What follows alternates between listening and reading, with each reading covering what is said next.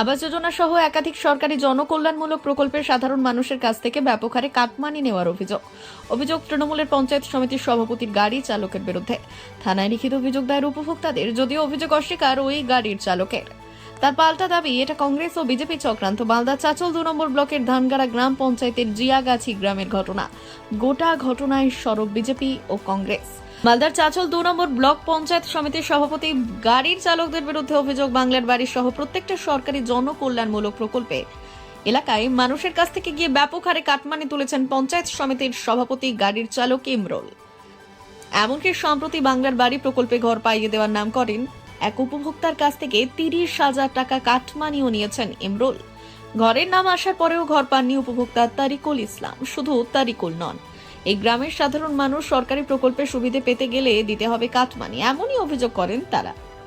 কোন প্রকল্পে কিরকম কাটমানি দিতে হবে তা ডেট চার্ট তৈরি করেন ইমরুল। বার্ধক্য ভাতা থেকে বিধবা ভাতা, এমনকি বাদ যাচ্ছে না প্রতিবন্ধী ভাতাও। সব প্রকল্পে 2 থেকে 3,000 টাকা কাটমানি দাবি করেছেন ইমরুল, এমনই অভিযোগ উপভোক্তাদের। তারপরও সুবিধে পায়নি উপভোক্তারা, বঞ্চিত হয়েছে বহু সাধারণ মানুষ। প্রশ্ন হচ্ছে, গাড়ির চালক কিভাবে এই সাহস পেল? তবে কি সভাপতি গাড়ি চালককে ব্যবহার করে টাকা তুলছেন? একই এলাকায় বহু মানুষ একই অভিযোগ। সাম্প্রতিককালে ঘরের জন্য নিয়েছিলেন 30,000 টাকা, কিন্তু তারপরও মেলেনি ঘর।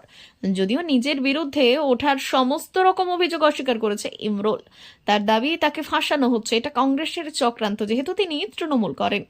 আর সমস্ত ঘটনার সামনে আসতেই শুরু হয়েছে রাজনৈতিক চাপানোত্তর। একযোগে তৃণমূলকে আক্রমণ জানিয়েছে বিজেপি ও কংগ্রেস। অন্যদিকে অভিযোগ পেয়েছি, বিষয়টি খতিয়ে দেখছি জানিয়েছেন চাচল মহকুমার শাসক। স্যার, আমার অভিযোগ হলো যে আমি বাংলার বাড়ির জন্য আবেদন করছিলাম। এমরুল টাকা না, এমরুল ওই বাড়ির জন্য কাগজ জমা নিয়েছিল। তো আমার কাগজটা দিয়ে পাঠা দিতাম, তো আমার কাগজটা ছুঁড়ে ফেলে দিয়েছে। বলছে তোমার হবে না। তো আমি বলছি কেন? তো বলছে তুমি আমার পার্টি করো না, তাই তারা তৃণমূল করে। তো তারপরে আমি বাইরে চলে যাই, আমরা পরিযায়ী শ্রমিক, আমরা কাম করি বাইরে। তো বাইরে আমার বাবা টাকা দিয়েছিল ওকে। তো আমার বাবা বললো যে এমরুলকে তুই ফোন কর, এমরুল বাড়িটা করে দিবে। তো এমরুলকে আমি ফোন করলাম, তো এমরুল বলছে যে টাকা দিতে হবে। তো আমি বলছি কত টাকা? বলছে 6,000 টাকা।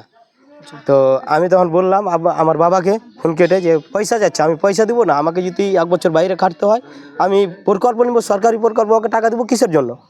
তো আমি টাকা দিতে পারিনি, সেই জন্য আমার কামটা ওই করিনি। সমস্ত কিছু ষড়যন্ত্র। আমি তো একটা ঠিকাদার, ঠিক আছে। ওরা সিএম মতো কমপ্লেন করেছিল, ঘরের নাম এসে বিডিওকে টাকাটা ধানগাড়া অঞ্চলে টাকা দিতে দেরি হয়েছে, সব লাস্টে ধানগাড়া অঞ্চলে টাকা দিয়েছে। এবার কার কাছ থেকে বিডিওর নাম্বার নিয়েছে, নাম্বার নিয়ে বিডিওকে মেরে ফেলার হুমকি, বিভিন্ন রকমের গালিগালাজ করেছে। এবার অন্যর চক্রান্ত করে আবার আমার নাম এটা ষড়যন্ত্র করছে। ওকে বলেন যে না, ও পুরো না, আমি ওর বাবার কাছে ধারের টাকা পেতাম, মেয়ের বিয়ে দিয়েছিল, আমার কাছ থেকে টাকা নিয়েছিল।